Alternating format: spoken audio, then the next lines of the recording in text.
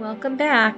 I am going to be working on this portrait. It's an Alla Prima portrait. It was supposed to be with a live model, but my family lives quite a ways from me and they all work, and it's just really tricky. And my son, the portrait is going to be of my son, you'll see.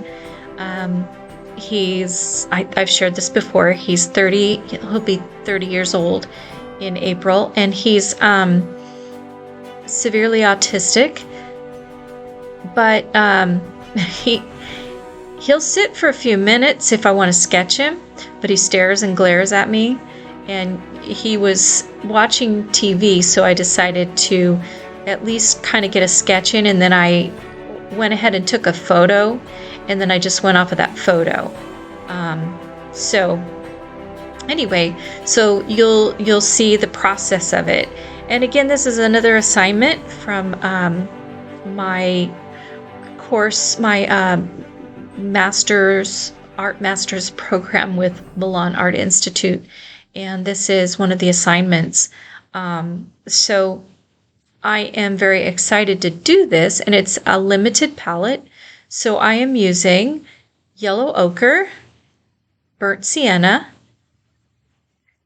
and veridian, black, and white. So I chose to use a cool black just to make sure that I was able to, use it for areas that I wanted to have in shadow, or to tone things down really nice and cool. And this limited palette was the assignment. So we're learning how to mix colors like the masters did. I'm not really measuring. I'm kind of eyeballing everything. I did measure just this sketch that you saw in the beginning. But you'll see that as I go along, I'm now probably putting in the values. So I'm putting in the dark values, the light values, trying to kind of fill things in, figure out where the light's hitting, all of that. And you'll see me build it up. One thing you'll notice is partway through, first of all, my camera quit because the battery dies a couple of times. So I went to charge it, and then coming back, I was able to reassess some things. And at one point, I just completely changed what was going on with the nose. I couldn't figure out how to fix it without making it really muddy. So I went ahead and just kind of wiped off the main part of the nose and redid it. So that's okay to do. If you are new to oil painting, and particularly the Alla Prima style, so you're not waiting for one layer to dry, you're doing it all at once, you, in a way, have an advantage in that you can rub stuff off and readjust, start over or adjust it. It's one thing that you can't do with acrylics, so I'm finding I'm really enjoying oils for that reason. And I've oil painted before, but I never really had the proper technique or training, so I wasn't really doing things correctly. So with this class, I'm learning how to do it correctly, and I'm really, really pleased with the results. I'm quickly gaining skill and quickly understanding how to really produce work that is far and above what I used to do. So I'm hoping, I've just started. This is just my second month. So I'm hoping that this 1-year course, after 12 months, that I will significantly improve my skills. I assume I will. And, my aim is to be able to call myself a professional artist and actually have paintings that people want in their homes or want in their businesses or whatever.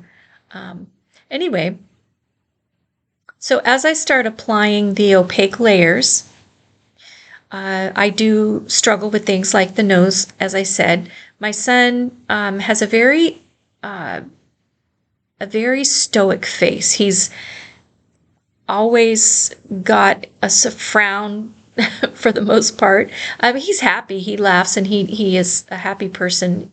But when he's sitting watching TV or concentrated on something, he has this very knitted brow and pursed lips, and he definitely has this intimidating stare that I think could probably melt rocks if he stared long enough. And this portrait is capturing that particular look. But you'll see as I go along that I do adjust and readjust. And if you're new to portrait painting, or, well, any kind of oil painting really, but portrait painting in particular, you'll find that it's tricky to try and do a painterly painting portrait with brush strokes without blending, especially if you've painted in acrylic before. And you know what I mean if you have. Acrylic, it's all about blending, really, and trying to beat the clock. You want to, well, beat the drying. You want to be able to get what you need done before the paint dries out. With oil, it lasts. It's wet for a while. You don't have to worry about that. But blending causes muddy colors. So laying down brush strokes next to each other that are colors that help to offset, you can do a gradual transition by laying colors next to each other. My colors in some areas are blended, and that's just habit. I'm trying to stop that. I'm trying to figure out how to get around that, relearn, I guess, and try and use more expressive brush strokes to give more texture, more interest, and to produce a painterly piece of work versus something that's all blended and kind of flat. So that's what I'm attempting to do here. However, I think you'll notice at the end that it is still kind of smoothie. It's kind of smoothie, but I'll learn as I go, and it is a process. So we'll see how down the road I can improve my ability to just lay down the brush strokes. So about halfway through, my camera stopped again, and my disc was full, my camera was full. So I had to stop and go and delete some things. And then when I got back to it, I forgot to turn it on at one point. So I'll get better at this. But I just kept working and reworking the nose, the eyes. The eyes were a struggle. I had them at one point. They're crooked, and you'll see that. They're very crooked. But I finally figured out how to straighten them out. And then the lips gave me a little bit of trouble because they were in shadow, and then there's a part of them that's really in light because, like I said, he purses his lips, so it's almost like just as you're starting to form a kiss, what your lips do, kind of puckering in a way. His natural resting face has that, really. So I was trying to capture that without it making it look like he was, doing a kiss. And then I struggled a little with the ears, trying to get those ears right, and his jawline. His jawline still isn't quite right. In the end, I still noticed it was a little wide, but I'm getting better at eyeballing it. And I think what I noticed is if I take a picture on my cell phone of the painting and then I compare it to the photo reference, it's really easy to see where all the mistakes are. So we're getting down to the wire here, working on the hair and finishing up the ears, some final touches. And at one point in the end, I go ahead and fill in the sides, touch up his hair, give him somewhat of a little t-shirt so it doesn't look like he's just a head floating around in midair. So you'll see the finished product. There is a little bit of a black below just to kind of indicate a shirt being there, and I gave him a little bit more of a neck and adjusted a few more things. And then the last thing, of course, putting on the highlights.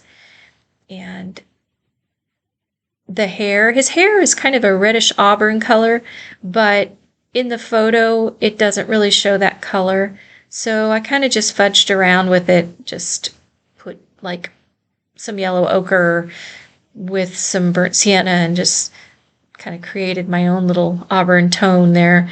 But it's pretty close. It's pretty close to what his hair is like.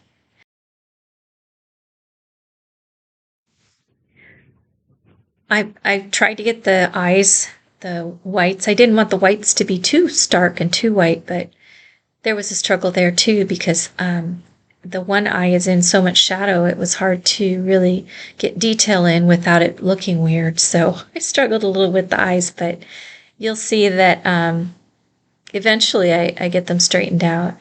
And then he has like greenish eyes. But they're really light green.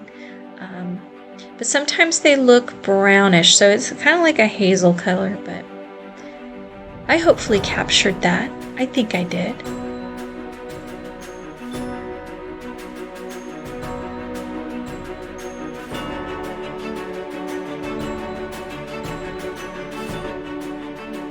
Anyway, I hope that you've enjoyed this. I really appreciate you watching, and if you have any comments, please leave them below, and please like and subscribe if you've watched this whole thing. I really appreciate you, and I hope that you'll like it and you'll subscribe to my channel, because I will continue to put more and more of these up. Sometimes there'll be demos, sometimes we'll just be talking about things, but I appreciate you stopping by to see what I'm up to. Thank you. Take care.